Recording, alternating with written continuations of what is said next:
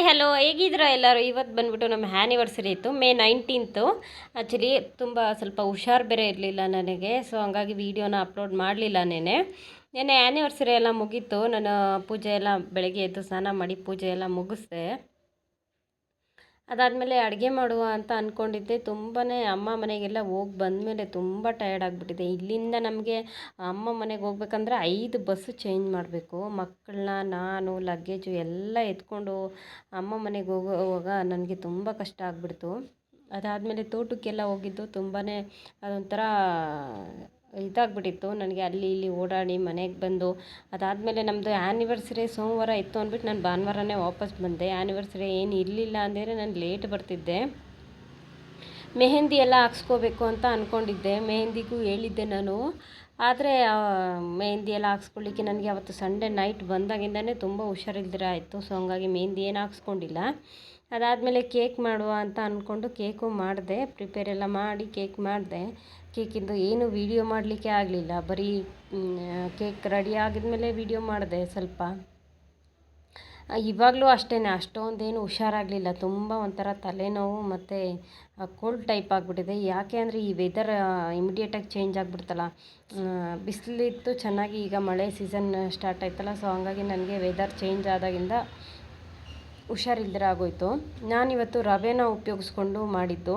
ಹೆಗ್ಗೇನು ಉಪಯೋಗಿಸಿಲ್ಲ, ಬರೀ ರವೆ ಮತ್ತು ಟೂಟಿ ಫ್ರೂಟಿ ಮತ್ತು ಸ್ವಲ್ಪ ಬಾದಾಮಿನ ಉಪಯೋಗಿಸ್ಕೊಂಡು ಮಾಡಿದೆ. ನೀವು ಕೂಡ ಮಾಡ್ಕೊಳ್ಳಿ. ರವೆಯಲ್ಲಿ ಮಾಡ್ಕೊಳ್ಳೋದ್ರಿಂದ ತುಂಬ ಒಳ್ಳೆಯದಾಗ್ತದೆ ಟೇಸ್ಟು. ಒಂದು ಸಾರಿ ನಾನು ನನ್ನ ಬರ್ತ್ಡೇಗೆ ಅಂತ ಓರಿಯೋ ಬಿಸ್ಕೆಟಲ್ಲಿ ಮಾಡಿದೆ. ಈ ಸತಿ ಆ ಥರ ಮಾಡಲಿಲ್ಲ, ಬಿಸ್ಕೆಟ್ ಉಪಯೋಗಿಸ್ಲಿಲ್ಲ, ರವೆಯಲ್ಲಿ ಉಪಯೋಗಿಸಿ ಮಾಡಿದ್ದು. ಸೋಮವಾರ ಆಗಿರೋದ್ರಿಂದ ಮೊಟ್ಟೆನೂ ಉಪಯೋಗಿಸ್ಲಿಕ್ಕಾಗಲಿಲ್ಲ. ಸೋಮವಾರ ಆಗಿಲ್ಲ ಅಂತಂದಿದ್ರೆ ನಾನ್ ವೆಜ್ ಮಾಡಬೇಕು ಅಂತ ಅಂದ್ಕೊಂಡಿದ್ದು. ನಾನ್ ವೆಜ್ಜೂ ಅದು ಮಂಡೇ ಬಂದಿದ್ದರಿಂದ ಆ್ಯನಿವರ್ಸರಿ ನಾನ್ ವೆಜ್ಜು ಮಾಡಲಿಕ್ಕಾಗಿಲ್ಲ, ಮತ್ತು ಎಗ್ನ ಉಪಯೋಗಿಸ್ಕೊಂಡು ಕೂಡ ನಾನು ಮಾಡೋಕ್ಕಾಗಲಿಲ್ಲ. ಆದರೂ ಏನೂ ಬೇಜಾರಿಲ್ಲ. ನಾರ್ಮಲಾಗಿ ನಾನು ವಿತೌಟ್ ಎಗ್ಗಲ್ಲಿ ಮಾಡಿದೆ. ತುಂಬ ಚೆನ್ನಾಗಿ, ನೋಡಲಿಕ್ಕೆ ಅಷ್ಟು ಚೆನ್ನಾಗಿ ಬಂದಿದೆ, ಟೇಸ್ಟೂ ಅಷ್ಟೇ ಚೆನ್ನಾಗಿ ಬಂದಿದೆ. ಮಕ್ಕಳೆಲ್ಲ ತುಂಬ ಇಷ್ಟಪಟ್ಟರು.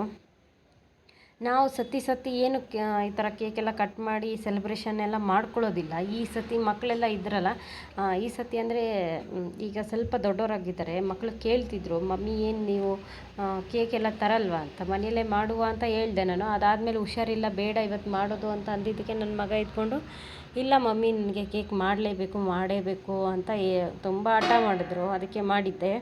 ಅದಾದಮೇಲೆ ಒಬ್ಬಟ್ಟಿಗೆಲ್ಲ ಇದು ಮೈದಾ ಎಲ್ಲ ಕಲಸಿಟ್ಟಿದ್ದೆ ಬೆಳಿಗ್ಗೆ. ಅದನ್ನು ಕೂಡ ಮಾಡಲಿಕ್ಕೆ ಆಗ್ತಿಲ್ಲ ನನಗೆ. ತುಂಬ ಒಂಥರ ಆಗ್ತಿತ್ತು.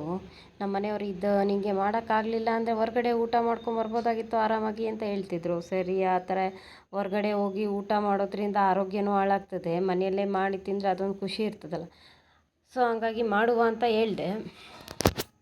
ನಾವು ಸತಿನೂ ಹೊರ್ಗಡೆನೇ ಹೋಗಿ ತಿನ್ಕೊಂಬಂದ್ಬಿಡ್ತೀವಿ. ವರ್ಷ ಜಾಸ್ತಿ ಹಂಗೆ ಮಾಡ್ತಾರೆ ನಮ್ಮ ಮನೆಯವರು. ಈ ಸತಿ ಮಾತ್ರ ನಾನು ಮನೆಯಲ್ಲಿ ಅಡುಗೆ ಮಾಡ್ತಿರೋದು. ಅದು ನಾನ್ ವೆಜ್ ಇದ್ದರೆ ಹೊರಗಡೆ ನಮ್ಮ ಮನೆಯವ್ರಿಗೆ ಇಷ್ಟ ಆಗ್ತದೆ. ವೆಜ್ ಅಂದರೆ ನನ್ನ ಮಕ್ಕಳಿಗೆಲ್ಲ ಇಷ್ಟ ಆಗೋದಿಲ್ಲ. ನಾನ್ ವೆಜ್ ಆದರೆ ಹೋಗಿ ತಿನ್ಕೊಂಡು ಬಂದುಬಿಡ್ತೀವಿ. ಈ ಸತಿ ಬಂದುಬಿಟ್ಟು ಒಬ್ಬಟ್ಟು ಮಾಡೋಣ ಅಂತೇಳ್ಬಿಟ್ಟು ರೆಡಿ ಮಾಡ್ತಿದ್ದೆ ಎಲ್ಲದಕ್ಕೂ. 1 2 ಇವನಿಗೆ 2 ಅವನಿಗೆ 2 ಹಾಕ್ಕೊಟ್ಬಿಟ್ಟು ಒಬ್ಬಟ್ಟು ನಾನು ತಿನ್ನೋಕ್ಕೆ ಆಗಲಿಲ್ಲ. ನನಗೇನು ಸ್ವೀಟು ಊಟ ಏನೂ ಸೇರ್ತಿಲ್ಲ ಸರಿಯಾಗಿ ಅಂದ್ಬಿಟ್ಟು ಹೋಗಿ ಮಲ್ಕೊಂಡ್ಬಿಟ್ಟೆ ಸ್ವಲ್ಪ ಹೊತ್ತು.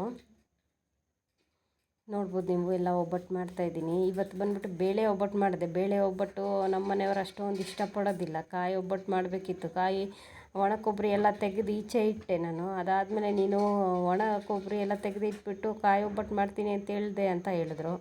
ಇಲ್ಲ, ನನಗೆ ಆಗಲಿಲ್ಲ ಕಾಯಿ ಒಬ್ಬಟ್ಟು ಮಾಡಲಿಕ್ಕೆ, ಅದಕ್ಕೆ ನಾನು ಬೇಳೆ ಒಬ್ಬಟ್ಟು ಮಾಡಿದೆ ಅಂತ ಹೇಳಿದೆ. ನೋಡ್ಬೋದು ನೀವು, ಇವತ್ತು ಆ್ಯನಿವರ್ಸರಿ ಇರೋದ್ರಿಂದ ಈ ಥರ ನಾನು ರೆಡಿಯಾಗಿದ್ದು. ನಾನು ತುಂಬ ಸಿಂಪಲ್ಲಾಗಿ ರೆಡಿ ಆಗ್ತೇನೆ. ಆದರೆ ನೋಡಲಿಕ್ಕೆ ಎಲ್ಲರೂ ತುಂಬ ಮೇಕಪ್ ಹಾಕಿದೆ ಅಂದ್ಕೊತಾರೆ. ಅಷ್ಟು ಮೇಕಪ್ ಎಲ್ಲ ಹಾಕೋದಿಲ್ಲ. ಒಂದು ಫೇರ್ ಆ್ಯಂಡ್ ಲವ್ಲಿ ಅಂದರೆ ಇದ್ದರೆ ಸಾಕಾಗುತ್ತೆ. ಫೇರ್ ಆ್ಯಂಡ್ ಲವ್ಲಿ ಮತ್ತು ಐ ಶ್ಯಾಡೋ ಅದೆಲ್ಲ ಕಡಿಮೆನೇ ಹಾಕೋದು. ಬೇಕಿದ್ದರೆ ಯಾವಾಗಲೂ ರೆಗ್ಯುಲರಾಗಿ ಹಾಕಲ್ಲ. ಯಾವಾಗಲಾದರೂ ಗ್ರ್ಯಾಂಡಾಗಿ ರೆಡಿ ಆಗಬೇಕು ಅಂದರೆ ಮಾತ್ರ ಹಾಕೋದು. ಈ ಸತಿಗೆ ಮಾತ್ರ ರೆಡಿಯಾಗಿದ್ದೀನಿ. ನೆಕ್ಸ್ಟ್ ಟೈಮ್ ರೆಡಿ ಆಗಬೇಕಾದ್ರೆ ಎಲ್ಲನೂ ನಾನು ಯಾವ ಥರ ಏನು ಕ್ರೀಮ್ ಉಪಯೋಗಿಸ್ತೀನಿ ಅಂತ ವೀಡಿಯೋ ಮಾಡಿ ಹಾಕ್ತೇನೆ. ನಿಮಗೆಲ್ಲ ನನ್ನ ರೆಡಿಯಾಗಿರೋದು ತುಂಬ ಚೆನ್ನಾಗಿ ಅನಿಸ್ತಿದೆ ಅಂತ ಅಂದರೆ ಕಾಮೆಂಟ್ ಮಾಡಿ ತಿಳಿಸ್ಬೋದು. ಇದು ಆ್ಯಕ್ಚುಲಿ ಈ ಸೀರೆ ಅಲ್ಲ ನಾನು ತೊಗೊಂಡಿದ್ದು ಬೇರೆ ಸೀರೆ, ಗ್ರೀನ್ ಕಲರ್ ತೊಗೊಂಡಿದ್ದು.